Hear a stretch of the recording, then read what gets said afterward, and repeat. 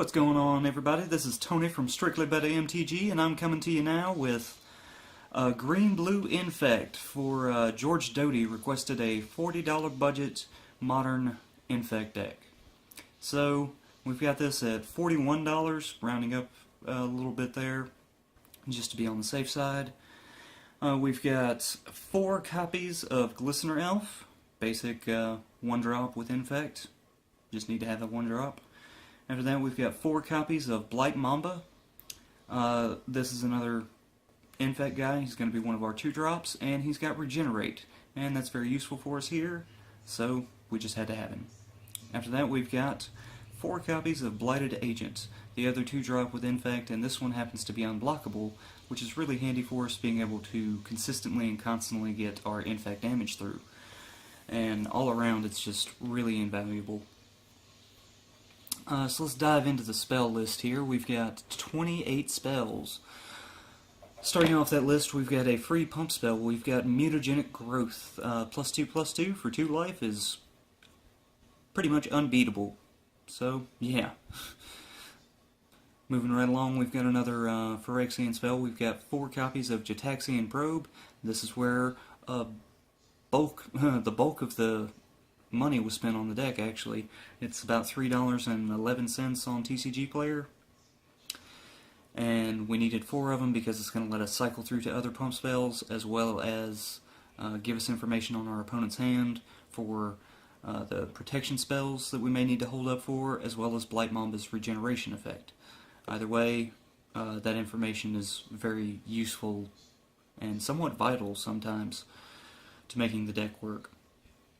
So let's move on to the protection spells real quick. We've got 2 copies of Apostle's Blessing, which is another Phyrexian spell. It's going to be a colorless and 2 life for us all the time.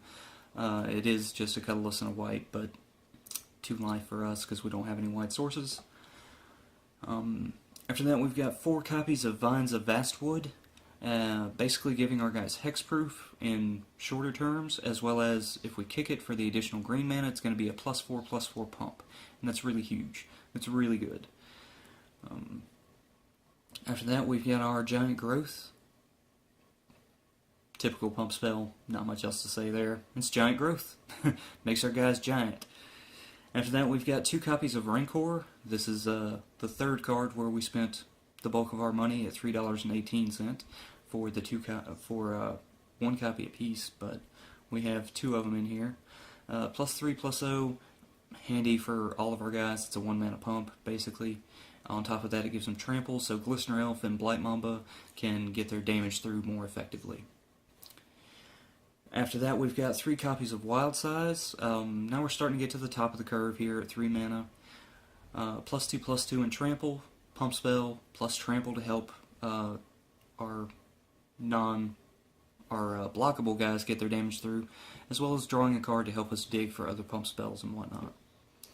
After that, we've got 3 copies of Steady Progress, which is going to let you help us finish out the game with that Proliferate in case one of our guys gets removed. Being able to put that one last counter on there is really helpful.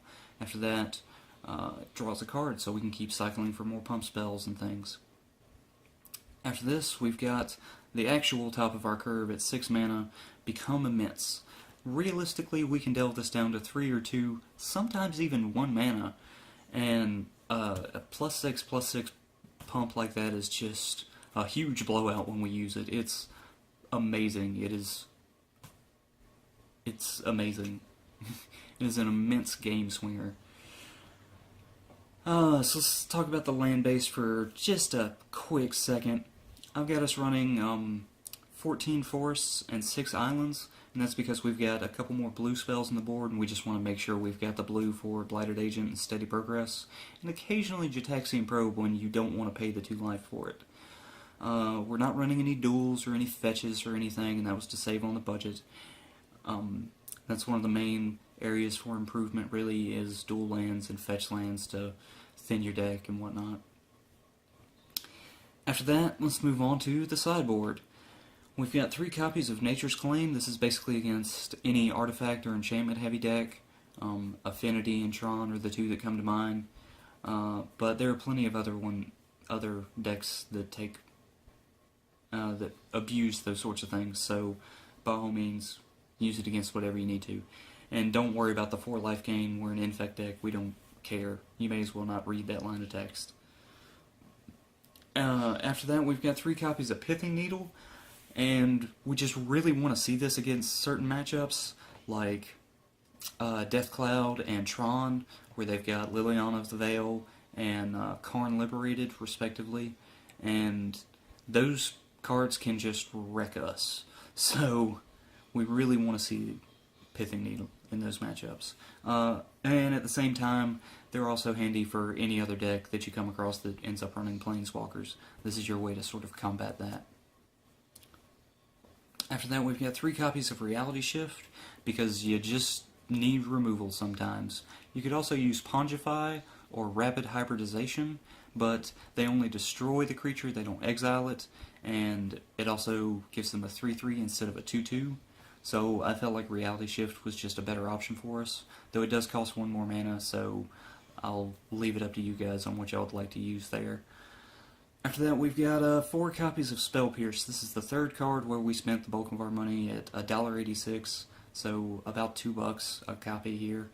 And we just need this extra help here. It helps protect our Infect guys from things. It helps shut down Affinity and Storm and Tron and things like that. So there's plenty of different uses for Spell Pierce, and that's why we had to have it in here. And that's why it's a 4 of. So, Spell Pierce. I guess you could run Remand in counter option to this, but Remand is going to be that extra colorless mana, and yeah, that's about it.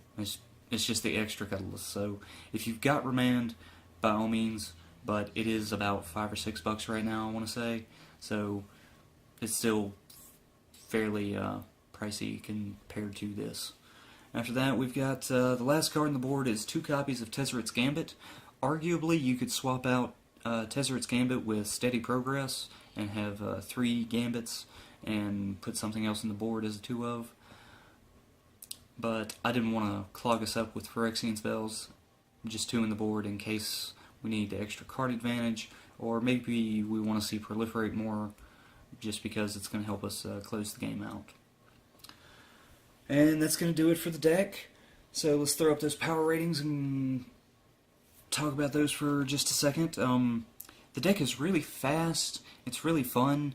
In fun, this is just, wow, it's right up there at a 10, maybe 11. It's so much fun when you're piloting this and playing. It's not very fun for your opponent, though. It is not fun to play against Infect. Yeah. It is fairly consistent. There's plenty of 4 ofs and plenty of pump spells and whatnot.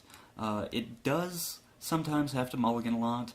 If you don't have one of the Infect creatures in your hand, you're gonna have to mulligan.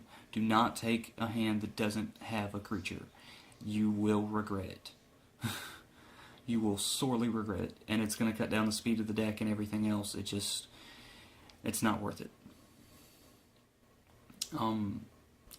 Our game 1 is really high. We have a great game 1 because it's fast and it's new and it's exciting. You know, they're not quite sure what to expect in game 1.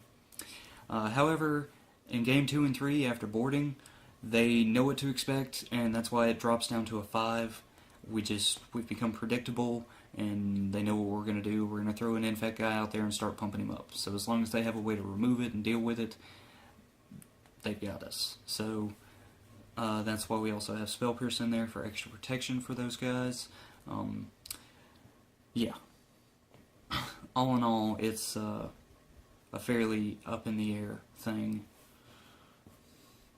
in game 2 and 3. You can still pull off wins, but you know, if your opponent's prepared for it like they should have, then you can just as easily lose. It all comes down to your draws. So, yeah, that's gonna wrap it up for the deck tech. Excuse me there. That's gonna wrap it up for the deck tech, and let's talk about some upcoming content real quick. We've got more Origin spoilers coming out, and I've got the Soulfire Grandmaster deck tech that we had requested. I've got a soul tie mill deck that was done as a challenge request. I'm going to try and keep that as budgeted as I can, but 3-color budget deck is going to be a little difficult, so we'll see how that goes. It's going to be a lot of fun to try and pull off. On top of that, I've got a soul tie reanimator that I'm cracking and trying to make work. And it's a lot of fun. The soul tie reanimator there is going to make use of a couple cards that aren't seeing that much play, and I feel like they should. Especially since in testing they've been pretty helpful to me, actually. So, on that note, I'm going to go get back to work editing things and testing things and trying to get some of that content pushed out for y'all. I should have a lot of this stuff coming up within the next couple days, actually, now that I've got some technical difficulties worked out. So, yeah, this is Tony from Strictly Better MTG, and I'm signing off. Y'all have a good one.